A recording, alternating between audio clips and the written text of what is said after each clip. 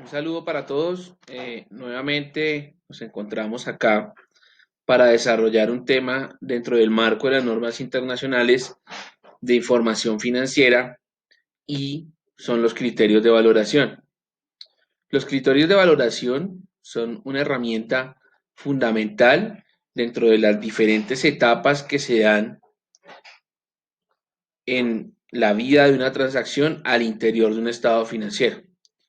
Recordemos que dentro de la vida de una transacción al interior de un estado financiero, inicialmente está el reconocimiento.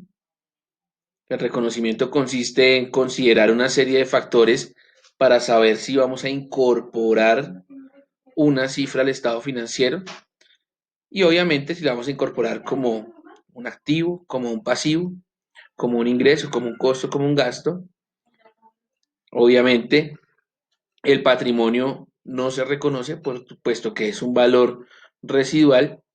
Y una vez consideramos el ingreso, viene un segundo momento de la transacción, que es la medición inicial. Y aquí en la medición inicial es saber el valor representativo con el cual vamos a incorporar, una vez ya hemos decidido el reconocimiento, el valor con el cual vamos a incorporar esa cifra al estado financiero. Y en esa medición inicial, pues necesitamos los criterios de valoración. Luego, en el cierre del periodo contable, vendrá una medición posterior para saber qué cambios, qué variaciones ha tenido esa cifra durante el recorrido en el estado financiero y esa partida sufrirá una nueva medición en donde también aplicaremos esos criterios de valoración. Entonces, cuando empecemos a desarrollar la lectura de las diferentes normas, particularmente encontraremos que en la medida en que abarquemos cualquier tipo de norma, nos hablarán de cómo se reconoce, cuáles son los criterios aceptados para hacer la medición inicial y cuáles son los criterios aceptados para hacer esa medición o valoración posterior. Entonces hoy vamos con una primera parte, esta sesión está dividida en dos, vamos con una pequeña parte, particularmente porque cuando llegábamos e hicimos el recorrido dentro del decreto 2649 del año 93, encontrábamos, entre otras cosas, que hablaba solamente de 4 unidades de medida y estaba enmarcado dentro de la sección de las normas básicas. Entonces hablaban del valor de realización, del valor presente, del valor futuro y del valor histórico o costo histórico. Entonces nos vamos a dar cuenta que cuando arranquemos acá con los criterios de valoración, eventualmente nos podremos encontrar esas 4 unidades de medidas anterior, pero ya son, digamos, avanzadas o son retomadas desde un punto de vista más específico, más concreto sobre ciertas partidas de los estados financieros. Entonces hoy vamos con esta primera parte. Quiero antes de iniciar manifestar, ya que el video es de contenido público, que el contenido de esta sesión es de el profesor José Javier Jiménez Cano y los ejemplos que estamos viendo o que vamos a ver durante estas dos sesiones pertenecen al libro Nick Nif Supuestos Prácticos. Entonces, hablando de criterios de valoración, vamos a arrancar con la definición. Entonces encontramos que los criterios de valoración son un conjunto de reglas que tienen como fin asignar un valor monetario a las diferentes cuentas que integran los estados financieros. Cuentas del activo, cuentas del pasivo, cuentas de ingreso, cuentas de gasto. Y las normas internacionales de información financiera pues recogen una serie de criterios que son los que vamos a arrancar a conocer. Entonces empecemos por el costo histórico. ¿Qué es el costo histórico? El costo histórico lo podemos definir de acuerdo a cada cuenta. Entonces, si hablamos del costo histórico de un activo, el costo histórico de un activo es ese precio que yo pagué por adquirirlo, ¿m? Y si no lo adquirí, pues es ese costo que necesité para producirlo, que también lo identificamos como ese costo de producción. Eso si estamos hablando del costo histórico de un activo. No se preocupen que en la medida en que vamos avanzando una definición vendrá un ejemplo respectivo. Ahora, hablamos dentro del costo histórico de un activo que podría ser el costo de adquisición o el precio de adquisición y el costo de producción. Tratemos este primer componente que es el precio de adquisición. Entonces, cuando hablo del costo histórico de un activo y lo trabajo por el precio de adquisición, pues yo voy a sumar ahí que todo el importe en efectivo o cualquier otra partida equivalente, no importa si ya las pagué o están pendientes de pago, más el valor razonable de las demás contraprestaciones comprometidas que se deriven de la adquisición y deben cumplir con una condición. Todas deben estar directamente relacionadas y ser necesarias para la puesta en marcha del activo en condiciones operativas.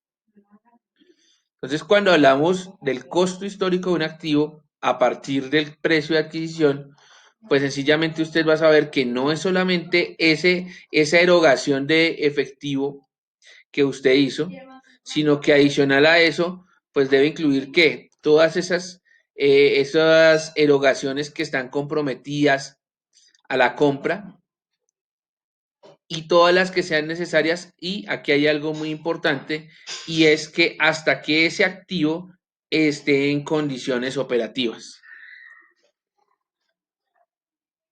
Ya vamos a ver un ejemplo. Y de otra parte está cuando yo produzco el producto.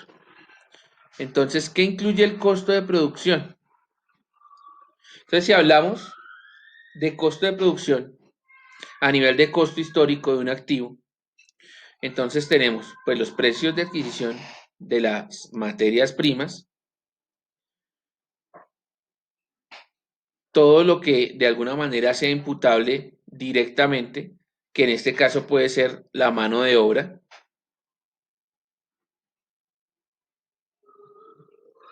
Recordemos los componentes del costo. Los componentes del costo son materias primas, mano de obra y directamente también puedo tener algunos otros valores. Y por último, dentro de los componentes del costo, tenemos los costos indirectos de fabricación o costos de producción indirectos. ¿Qué costos indirectos podemos tener en cuenta dentro de la producción de un artículo? Pues si están relacionados con el activo, podemos tener de manera indirecta arrendamientos, depreciaciones de las máquinas que me ayudan a producir esos productos, reparaciones de esas máquinas, suministros que son complementos de la materia prima, combustibles para esas máquinas de la producción, mano de obra auxiliar, entre otros. Siempre que la producción esté en un nivel normal, lo que significa que el costo de la actividad está excluido del costo de adquisición. Entonces, eso respecto del costo de producción. Y si queremos analizar ya no el costo histórico de un activo, sino el costo histórico de un pasivo, pues al hablar del costo histórico de un pasivo, es ese valor o contrapartida recibida a cambio de incurrir en la deuda o la cantidad de dinero efectivo u otros activos líquidos que yo espero que entregar para poder liquidar esa deuda en el curso normal del negocio. Entonces es ese dinerillo que tengo que entregar para poder liquidar esa deuda o eso que calculo y estimo debo entregar en forma de, por ejemplo, otro activo líquido para poder subsanar la deuda. Vamos a mirar unos ejemplos que de alguna manera nos van a permitir entender mucho mejor estos conceptos. Vamos a partir con el supuesto 1. En el supuesto 1, como estamos hablando de costo histórico de un activo y lo dividíamos en costo de adquisición o costo de producción, hablemos primero del costo de adquisición. Entonces, supongamos que en una fecha determinada se adquiere por parte de la empresa un camión y ese camión por un importe de 68.000. Esto que encontramos acá, VM, es unidad de medida. Porque recuerden que las NIF son a nivel internacional, entonces la unidad de medida no es la misma en todos los países. Entonces se adquiere un camión por 68.000. Sin embargo, cuando compramos ese camión, el concesionario nos está aplicando primero un descuento promocional de 3.000, fabuloso.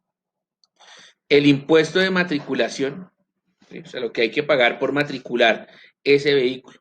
Los gastos de rotulación que corresponden a la placa, con el anagrama de la empresa, que ya es el aviso de la empresa como tal, corresponden a 7.800 y 2.500. Entonces, el impuesto de matriculación, 7.800. Y los gastos de rotulación, 2.500. Entonces, aquí la pregunta del millón es, determine el precio de adquisición. Entonces, más allá del precio de adquisición, se supone que en este momento ya reconocimos, recuerden los tres momentos, entonces es reconocimiento, medición inicial y medición posterior. Entonces, en ese orden de ideas, pues aquí en los supuestos prácticos ya, de alguna manera, avanzamos en esa etapa del reconocimiento y estamos ubicados acá, en la medición inicial. Entonces, al estar en la medición inicial, aquí de entrada decimos que obviamente estamos hablando de un activo, porque el ejercicio lo plantea así. Entonces, más allá de determinar el precio de adquisiciones, ya sabemos que ese camión lo reconocimos como un activo fabuloso. Ahora la pregunta del millón es, ¿por qué valor lo vamos a registrar? ¿Por los 68.000? ¿Por los 68.000 más los 3.000? ¿O por los 68.000 más todos los otros componentes? Esa sería la pregunta del millón. Es, ¿cómo voy a hacer esa medición inicial? Entonces, acogiéndonos a la definición que hemos dado, entonces, ¿cuánto es el valor? Mire que acá dice cuánto es el precio de adquisición. Acá cuando tengo el activo, ¿cuál va a ser esa medición inicial? Entonces, retomemos. El precio según la factura era de 68.000. Pero si me dieron un descuento, pues hay que restarlo sin ningún inconveniente. Entonces, menos estos 3.000 y pues hay que sumarle esos impuestos de matriculación y esos gastos de rotulación. ¿Por qué es necesario sumárselos? Porque si recordamos hace un momento la definición, nos vamos a encontrar con que decían que eran todas las erogaciones de dinero. Miren que aquí fueron 68.000 menos 3.000, desembolsé 65.000, desembolsé 7.800, desembolsé 2.500.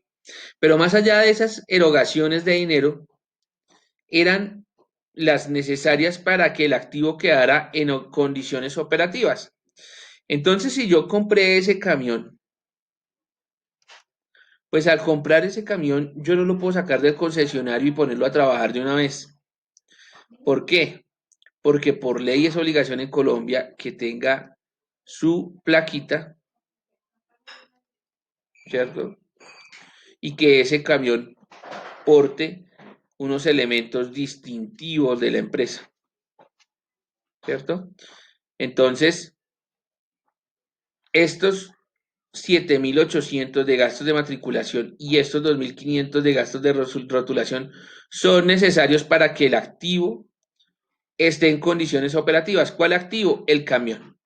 Quiere decir que al pasar el reconocimiento, ya hicimos el reconocimiento, cuando vaya a hacer esa medición inicial, pues, ¿qué valor voy a colocar? Que tengo un camión dentro de mi propiedad, planta y equipo, por ejemplo, que tengo un camión cuyo costo no fue de 68, que fue el valor de la factura, sino que fue o es en una medición inicial de 75.300.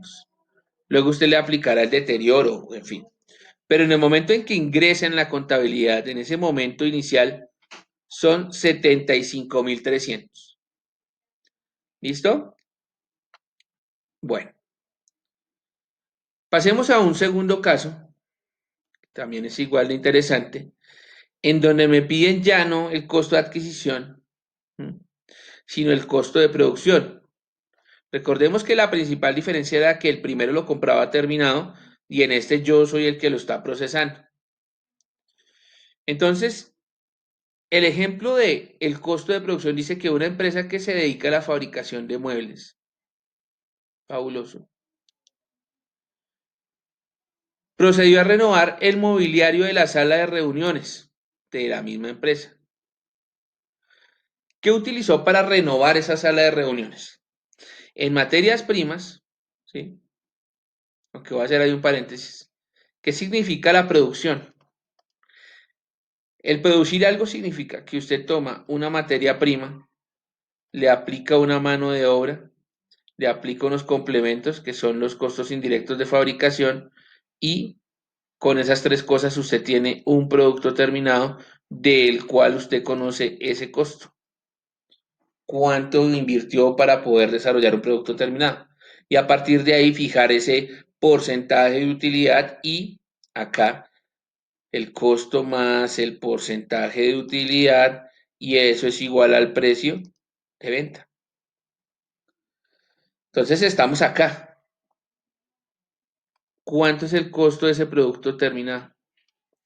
Entonces, cuando quieren hacer la remodelación de la sala de reuniones, ¿qué invirtieron para eso?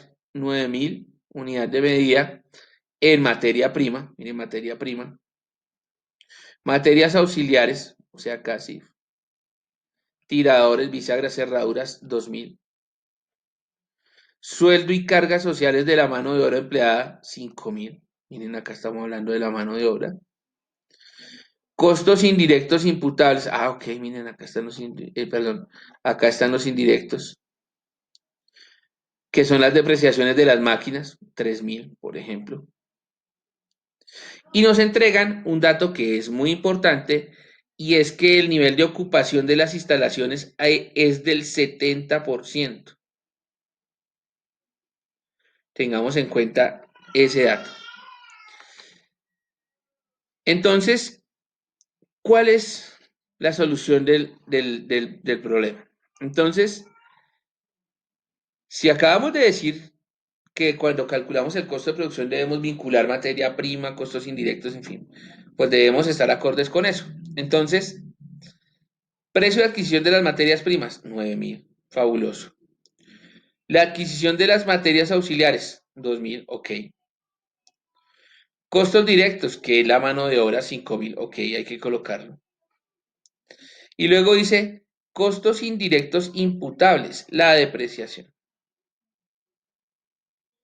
Pues mire que eso tiene acá un asterisco. Entonces dice, las depreciaciones se han de realizar sistemáticamente y suponen la utilización del activo al cuánto, al 100%. Sin embargo, si me devuelvo a la última, me dice que esta depreciación de acá de 3.000, miren la de acá, de 3.000,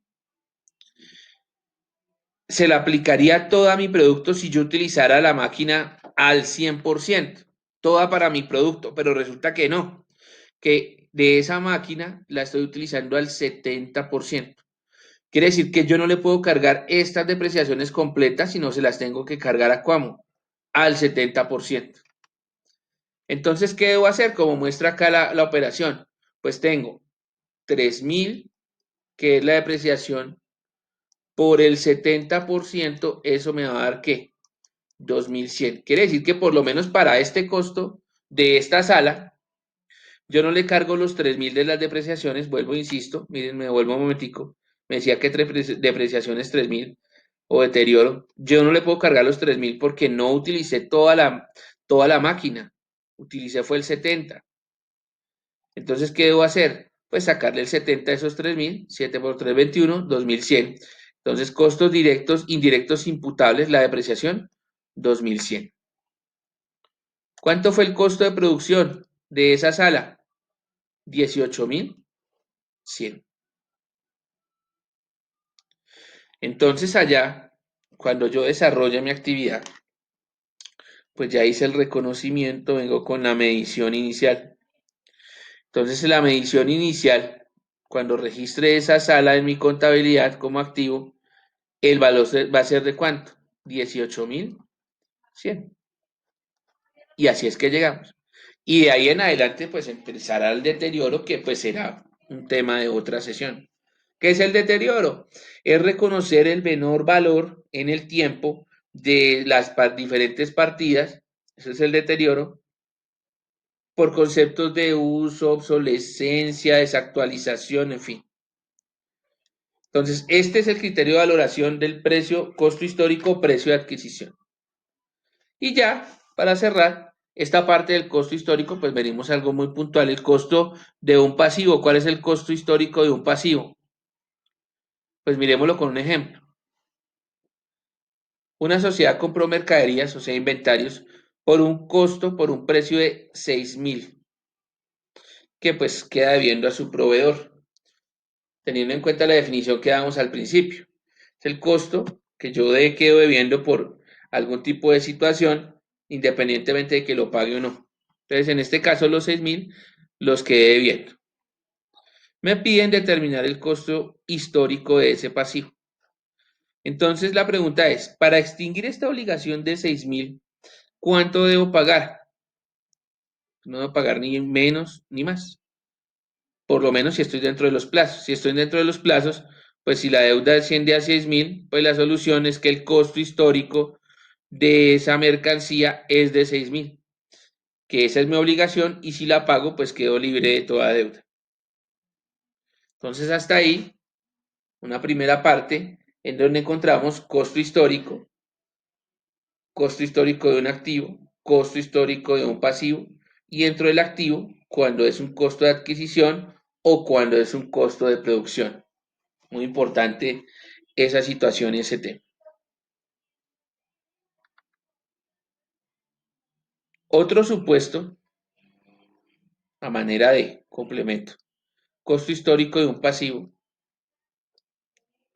Entonces, la sociedad X recibió la liquidación del impuesto predial y esa liquidación del impuesto predial es de ¿cuánto? De 580.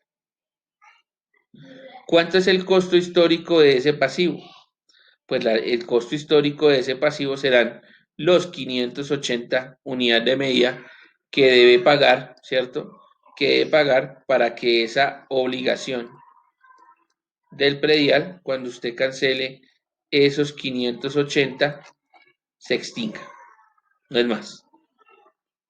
Y si usted se pone a pensar, muchas de las transacciones que registramos, la gran mayoría se trabajan con el costo histórico. De hecho, en la sesión anterior cuando hablábamos de los diferentes grupos y hablábamos en particular de uno que era el grupo número 3, el régimen simplificado de contabilidad, todas las mediciones se hacían con el costo histórico. Y aquí hasta donde ustedes ven, y si recuerdan un poquito más atrás, el decreto 2649, por ejemplo, el costo histórico de adquisición, tenía que ver también un poquito con el valor de realización. Entonces acá, si usted trabaja en el grupo 3, con esta clase quedaría hecho. Fabuloso. ¿Por qué? Porque todo se registra al costo histórico. Salvo que usted, de manera voluntaria, quisiera incorporar otro criterio de valoración basado en una sección del grupo 2 o en una norma plena del grupo 1. Entonces, esta clase hasta este momento sería suficiente para alguien que trabaja en el grupo 3. Sin embargo, como queremos ir más allá, pues miremos otros tipos de criterio de valoración. ¿Por qué? Porque si de pronto usted los conoce, cuando desarrolle esos manuales de políticas, de alguna manera va a poder sugerir un eventual cambio, si es el caso. Entonces, vamos a pasar a un segundo componente que se llama el valor razonable.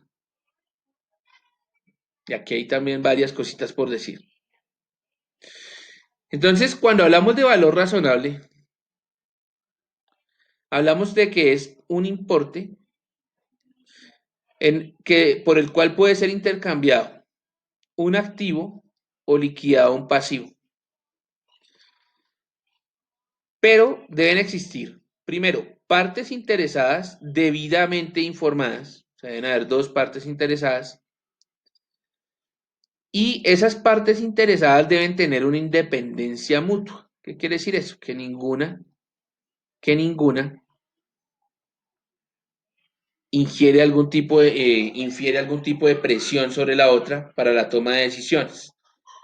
Entonces, dos partes que van a realizar una transacción en condiciones de independencia mutua. Sin embargo, lo primero que me dicen es tenga en cuenta que si usted utiliza el valor razonable, usted va a hacer ese valor razonable sin deducir los costos de transacción en los que pudiera incurrirse en su enajenación. Entonces, insisto, valor razonable es una transacción entre dos partes igual de interesadas en las mismas condiciones, una no obliga a la otra, o sea, tienen una independencia mutua, las dos están plenamente informadas de la situación que acabo de mencionar y el tipo de comercio que se va a realizar. Y como último requisito, no se pueden deducir los costos de transacción en los que pudiera incurrirse en su enajenación. Entonces, normalmente, el valor razonable es el del valor de mercado. Pero para que yo diga que el valor razonable es el valor del mercado, se deben cumplir unas condiciones. La primera, que ese mercado sea activo, o sea, que esté en constante interacción. Segundo, que sea fiable, ¿cierto? Y el precio cotizado en un mercado, primero, que sea activo y dos, que sea fiable, será la mejor referencia de qué? Del valor razonable. Ahora, ¿qué es un mercado activo? Pues, ¿cómo hago yo para entender que hay un mercado activo? Entonces, primero, se intercambian bienes o servicios homogéneos. Segundo, en ese mercado activo siempre, compradores y vendedores, siempre. Y tercero, en un mercado activo los precios son conocidos, accesibles, reales, actuales y regulares. Entonces, si se dan esas condiciones, yo podría, de alguna manera, por ejemplo, no reconocer al costo histórico, sino reconocer al valor razonable. Miremos un ejemplo de valor razonable. Entonces, una sociedad adquirió 1.000 acciones del banco X a 14,4 unidades de medida. Cuando usted compró esas acciones, las compró no con el ánimo de invertir para esperar a que se valorizaran, sino con la finalidad de ¿qué? De venderlas. Y ojalá en el corto plazo. Cuando se está haciendo el cierre contable, me doy cuenta que esas acciones que compré a 14,4 ya no están a 14,4, sino que cotizan a ¿cómo? A 18,7 unidad de medida. Y si yo las vendiera, ojo con esto, y si yo las vendiera, repito, y si yo las vendiera, los gastos asociados serían ¿de cuánto? De 0,2 por cada acción. Entonces aquí lo que me está preguntando es determine el valor por el que las acciones figurarán en el balance de la sociedad.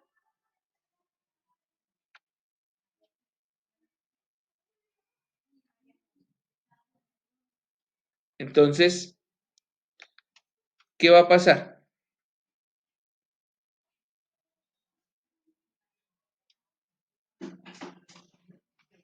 Al cierre del ejercicio, ¿cierto? Por ejemplo, ¿qué puedo hacer yo? Y me sirve. Recuerden los tres momentos. Reconocimiento, medición inicial, medición posterior. Entonces, cuando compré esas acciones, yo reconocí un activo financiero, una inversión. Y miren para que encontremos la dinámica de los criterios de valoración. Esa medición inicial yo podría haberla hecho por el valor histórico. ¿Cuánto me costaron esas acciones cuando las compré? 14,4. ¿Cuántas compré? 1000. Entonces yo puedo estar hablando que compré 14,000, 14,4, 14,400. Entonces, la medición inicial, aquí es correlación, la medición inicial en mis estados financieros aparecerá en un paquete de acciones, un paquete de 1000 acciones y con un costo histórico de 14,400.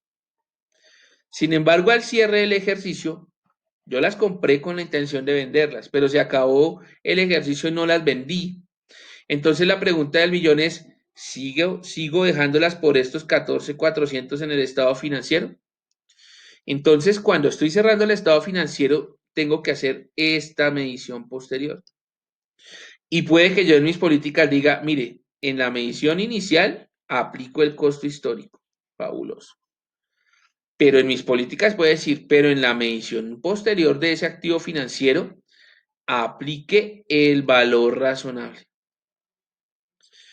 Entonces, volviendo a esa situación, ¿qué es valor razonable? Es el valor de mercado, fabuloso, de un mercado activo. ¿Qué condiciones se dan? Que el mercado sea homogéneo, pues sí, estamos en la bolsa de valores. Que siempre haya compradores y vendedores, sí, en la bolsa de valores siempre va a haber vendedores y compradores. Que el precio sea fiable, pues está en bolsa, es más que fiable.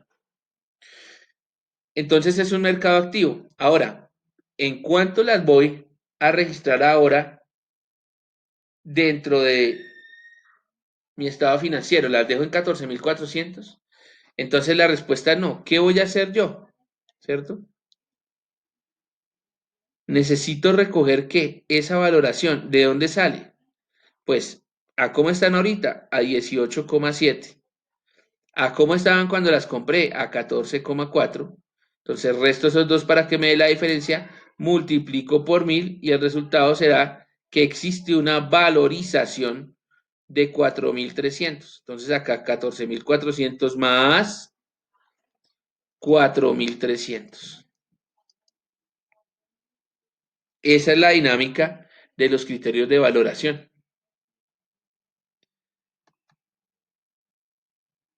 Aquí me devuelvo un momentico para decir una cosa. Nótese que estamos en valor razonable.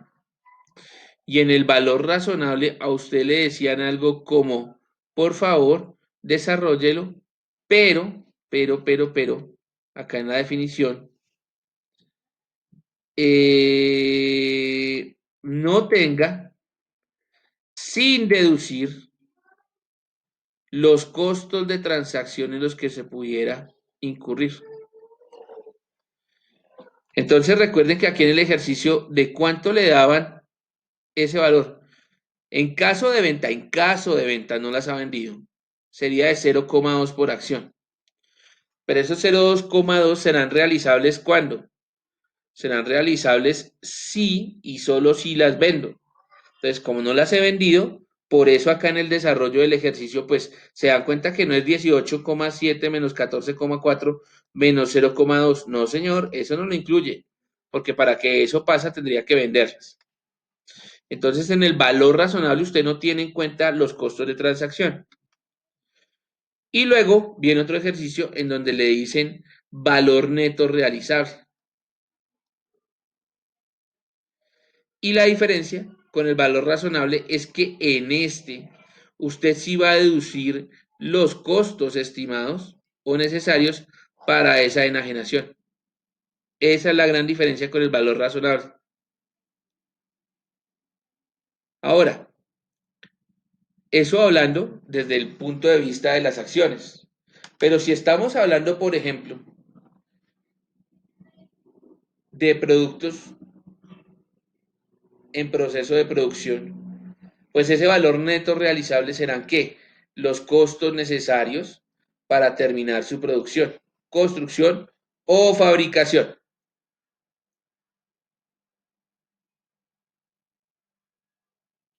Entonces miremos un ejemplo de valor neto realizable.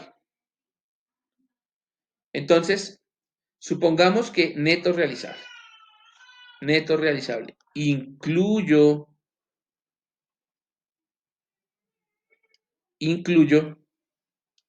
los costos de operación. Entonces, supongamos que una empresa tiene unos terrenos que adquirió en 640.000. Y pues obviamente al comprar terrenos yo sé que se van a valorizar. Entonces yo creería, estimo, porque no los he vendido, ojo con esto, no los he vendido, pero estimo que los podría vender en 820.000. Sin embargo, si eso se da y lograra no hacer, o sea, no he hecho, sino lograra hacer la transacción, pues me tendría que pagar 6.300 como la comisión por venta del terreno, si se logra vender. Entonces la pregunta acá es, ok, ese activo que es un terreno, ¿cómo se va a reconocer? Entonces cuando usted habla del valor neto realizable, mire que aquí en ningún momento a usted se le ha dicho que el terreno se vendió, no, y por eso lo tiene en su estado financiero. Pero el valor neto realizable le dice, mire, tome el valor que usted cree que puede obtener por esa enajenación. Miren que aquí me vuelvo un poquito, no está sobre el valor histórico, miren. Una empresa adquirió unos terrenos adquiridos por 640.000. Esto sería el costo histórico. Sin embargo, no me están diciendo que al costo histórico, me están diciendo que al valor neto realizable. Ah, entonces si es al valor neto realizable, pues no lo hago sobre estos 640, sino sobre estos 820 que yo creo en que lo puedo vender ahora. Y paso seguido, sí incluyo los costos estimados para la enajenación, que recuerden que es la famosa comisión. Entonces, al restar esos dos, el valor neto realizable de ese terreno es 813.700, a pesar de que mi compra fue de 640.000. Entonces, miren que en la compra de este activo, si usted utilizaba, por ejemplo, el costo histórico, en el costo histórico podía registrar con 640.000. Si usted registraba con valor razonable, usted simplemente, eh, me devuelvo acá.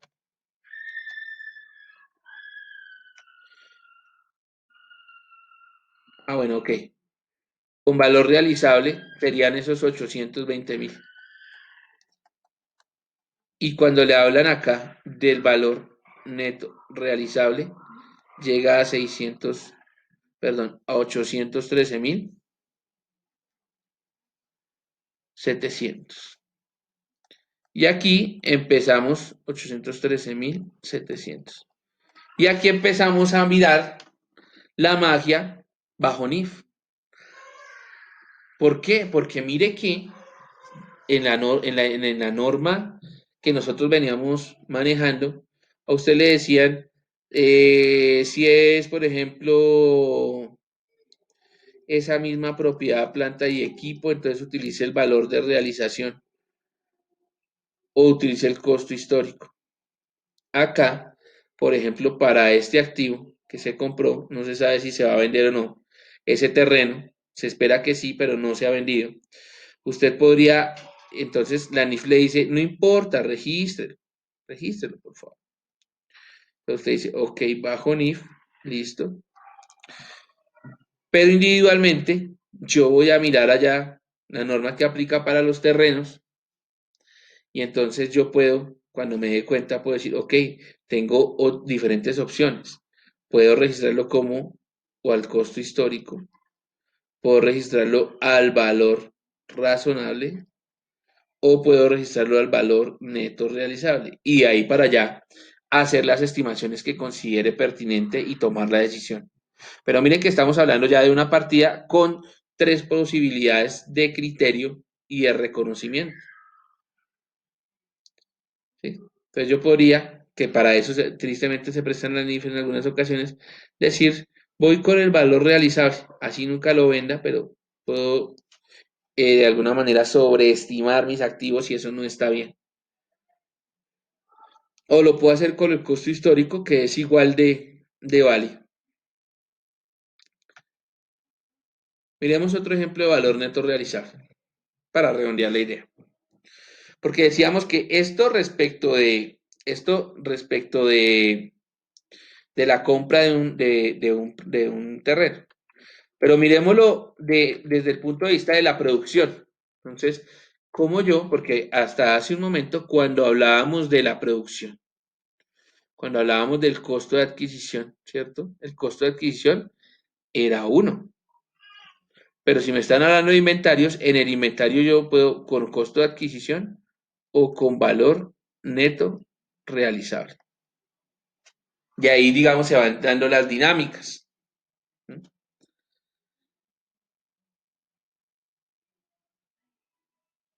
Y obviamente también el costo de producción. Entonces vamos con el que nos interesa, el valor neto realizable en un inventario. Entonces, supongamos que hay una empresa que tiene unos productos en curso, esos productos, bueno, ok, digamos que en el camino, así como hablamos de que cómo llegamos al costo en producción, entonces una materia prima más una mano de obra más unos costos indirectos de fabricación y hasta ahí no hay problema. Pero al interior de esa producción, en la línea de producción, todo producto terminado que está acá, el producto tiene una vida, o sea, tiene un ciclo, que es, primero es materia prima, si al final del ejercicio no he terminado el bien que estoy desarrollando, pues será un producto en proceso, y cuando lo termine, pues será producto terminado. ¿Por qué el producto en proceso se llama así? Porque ya le sufrió una transformación, ya no puede volver a ser ni materia prima y tampoco podrá ser un producto terminado hasta que lo termine. Entonces lo que nos plantea el ejercicio es, mire, yo considero que estos productos que están aquí en proceso tienen un costo de 350.000 y espero que aquí de este producto terminado hasta llegar acá a producto terminado, de producto en proceso a producto terminado, falten otros 30% de los costos. Entonces, el ejercicio pregunta, bueno, el precio de los productos una vez terminados, o sea, ya aquí ya hablamos de que el precio de venta es de 470.000 y eso implica tener unos vendedores o unos gastos de comercialización que tienen un costo de 2.500 pesos o unidad de medida. Entonces, teniendo en cuenta ese escenario, determine el valor neto de realización de las existencias finales de los productos en curso. Entonces, miren que arrancamos con 350, que es donde voy, productos en proceso, y al final, el precio de venta será 470.000. Entonces, ¿por dónde debo arrancar? Pues arranco por ese precio de venta, ¿cierto? Una vez terminen los productos y le voy a restar costos pendientes de incurrir 150. La pregunta es, ¿de dónde salen esos 150? Pues aquí está la respuesta, aunque también hay que socializarla pues para que se entienda. Si me devuelvo un momento, ¿sí? Me dicen que estos inventarios en donde van, producto en proceso, a cada producto en proceso, están valorados en 350.000. Entonces aquí como ya puesto en el ejercicio, hasta ahí van 350.000.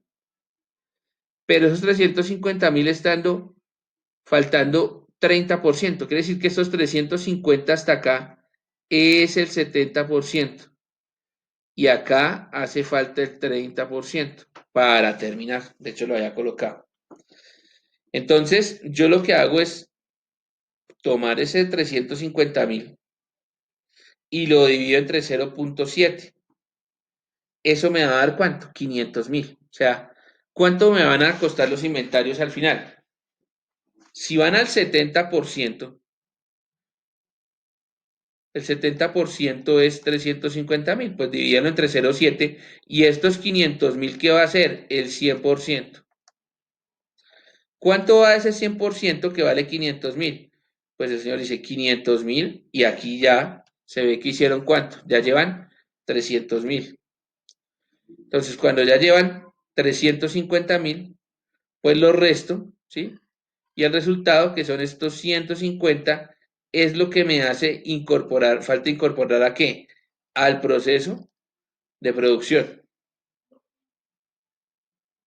Entonces digo, 470.000, que es el valor de la enajenación, del precio de venta, menos los costos pendientes por incurrir, ¿cuáles? Pues 150, que ya los detallamos, menos los gastos de comercialización, que también hay que colocarlos. ¿Por qué? Porque hacen parte de la comisión de ventas. Entonces, la pregunta del millón es, esos inventarios que yo tengo allá, al final, ¿cuánto es para mi empresa? Si ejecuto los 470, que es el precio de venta, menos los 150, que son lo que hace falta por incurrir al proceso de producción, menos los gastos de comercialización, el valor neto realizable de esos muebles es de 317.500. ¿Sí? Entonces, para tenerlo en cuenta esa partecita, muy importante. Luego pasamos a un ámbito que es el de las matemáticas financieras. Y en el de las matemáticas financieras es muy importante que hablemos de algo que es el valor actual, otro de los tantos criterios de valoración. Entonces, ¿qué entendemos por valor actual? Importe de flujos de efectivo a recibir o a pagar, activo o pasivo, ingreso o gasto, en el curso normal del negocio. Si hay, si hay, de alguna manera, una actualización, porque me hablan acá del tipo de descuento, ¿sí? Cuando me hablan de tipo de descuento, acá, el tipo de descuento es la tasa de interés. Entonces acá tenemos varias situaciones, importes de flujo efectivo, pero inmediatamente me ponen esto acá, tasa de interés. Yo sé que debo aplicar esta formulita de valor actual, la cual si usted quiere se la puede aprender, pero si no quiere no, pero téngala presente. ¿En dónde? C, acá C, es el valor capital, ¿cierto? Uno simplemente es una constante y será la tasa de interés y este uno, este 2, este 3, este exponente es que el periodo. ¿Listo? Entonces, ese es el valor futuro, perdón, el valor actual. O tenemos esta otra fórmula. Miremos un ejemplo del valor actual de un pasivo, perdón, de un activo utilizando ese criterio de valoración. Entonces yo digo, mire, resulta que vendí mercancías a plazos. Cuando yo vendo mercancías a plazos, pues tengo un ingreso cuya contrapartida será que una cuenta por cobrar. Esta cuenta por cobrar es el reconocimiento de que de un activo. Entonces ese activo lo voy a reconocer con el costo histórico, con el costo de adquisición o con qué. Entonces yo digo, no, vamos a colocarlo a valor actual. ¿Por qué? Porque resulta que yo vendí esas mercancías a plazos a un cliente y esa mercancía se hizo firmando dos letras de cambio, una de 5.000 con vencimiento a un año y otra de 6.000 con vencimiento a 2 años. ¿Qué interés le cobré por ese tipo, porque me firmó letras? El tipo de interés adecuado para este tipo de operaciones es el 6,5%. 5%. Entonces revisemos la fórmula porque hasta acá yo ya sé cuánto es el capital, mire, 5.000 y 6.000. ¿Cuánto es el periodo a un año, a 2 años? Y tengo que la tasa de interés. Entonces, yo quiero saber cómo registro ese valor. Entonces, vamos acá y miramos la fórmula y dice, mire, 5.000, que es el valor de la primera letra, por 1, que siempre va a estar ahí, 0,65. ¿De dónde sale ese 0,65? La tasa de interés, mire, 6,5% en decimales es 0,65, elevado a la menos 1, porque es la letra del primer año, más 6.000, que es la segunda letra, si se dan cuenta, y esa, eh,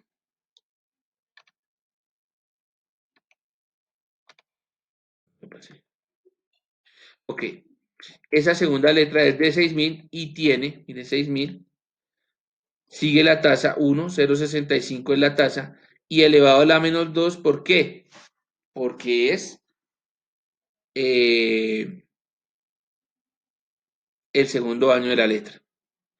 Si yo hago esa fórmula de valor actual, me va a decir que hoy, esa deuda tiene un valor actual de 9.984. Pues por eso les decía, si yo la hago al valor histórico o al costo histórico, ¿cuánto sería? 5.000 más 6.000 sería 11.000. Pero si yo la hago al valor actual, teniendo en cuenta los descuentos, teniendo en cuenta las tasas de interés, puedo decir que hoy esa deuda, hoy, 9.984. Y uno se preguntará, bueno, ¿qué intención tengo con presentar menos? ¿No?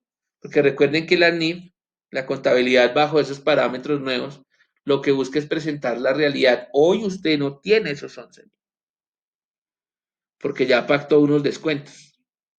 ¿Cuándo puede hablar de tener esos 11.000? Cuando no haya pactado los descuentos. Entonces es mucho mejor registrarlo a este valor actual.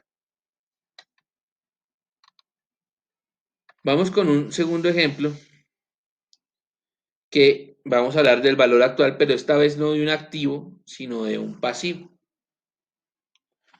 Entonces, en el activo, cuando yo vendía crédito y me quedaban debiendo, ahora miremoslo desde el pasivo. Resulta que hace 2 años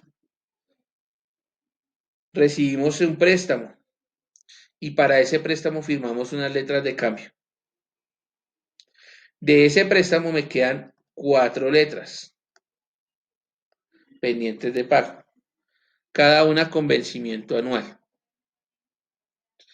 Entonces, la primera letra que se me vence ahorita es una letra de 4.000 y las otras tres son 5.000, de 5.000 cada una.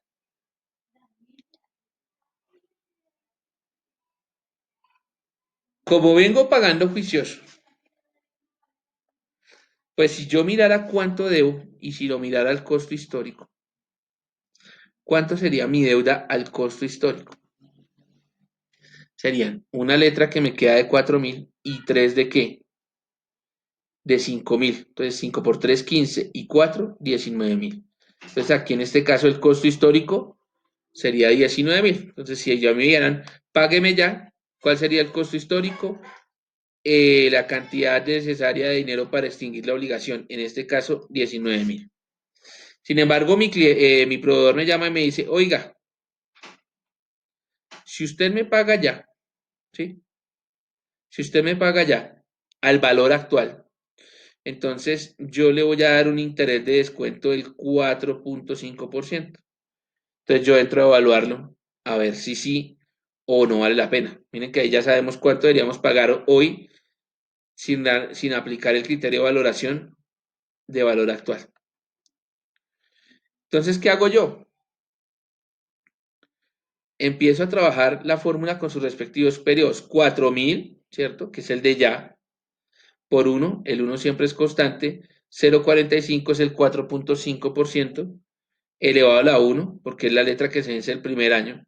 Luego más 5.000 por 1.045 elevado a la menos 2, porque es la del segundo año. Y así, con las letras del tercer año, 5.000 por 1.045 a la 3, y la letra del cuarto año, 5.000 por 1.045 a la 4. Si se notan y se dan cuenta, miren, van a la 1, a la 2, a la 3, a la 4, y acá pues está elevado a la 0. ¿Por qué? Porque lo pagó dentro del mismo año. Si yo desarrollo esa fórmula, el valor actual me va a dar algo cercano a los 16.980. ¿Mm? Pues tenga en cuenta que probablemente cuando hablábamos de los 19.000 ya le habían calculado ese interés y por eso se había colocado ahí. Entonces, al pagar yo de una vez, pues ya no voy a tener que pagar interés, por eso le estoy descontando. Entonces, si me ofrecen pagar la deuda, como dice ahí, pues yo la pago. Ya no debería 19.000, como habíamos hecho el cálculo, una letra de 4.000 y tres de 5.000, sino el valor a pagar sería 16.980 y este sería ¿qué? Nuestro valor actual. Entonces, miren que los criterios de valorización, de valoración, perdón, valor actual. Ese criterio de valoración también me sirve para la toma de decisiones. Toma de decisiones. Entonces, mucho ojo, mucho cuidado con eso.